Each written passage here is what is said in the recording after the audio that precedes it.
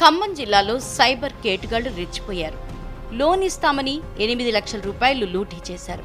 ఖానాపురంలో నివాసం ఉంటున్న రామరెడ్డికి loan ఇస్తామంటూ call చేశారు. ముందుగా 40,000 చెల్లిస్తే 4 లక్షల లోన్ వస్తుందని కేటుగాళ్లు నమ్మబలికారు.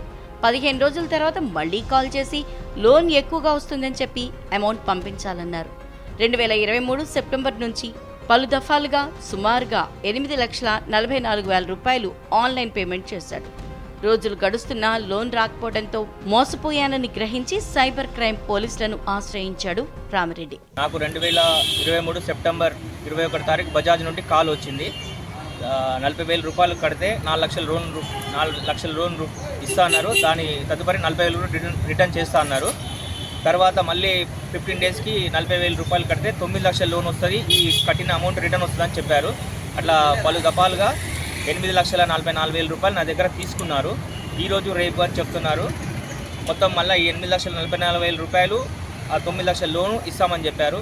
నా డబ్బులు రిటర్న్ రావట్లేవు, ఆ 9 లక్షల లోను రావడం లేదు.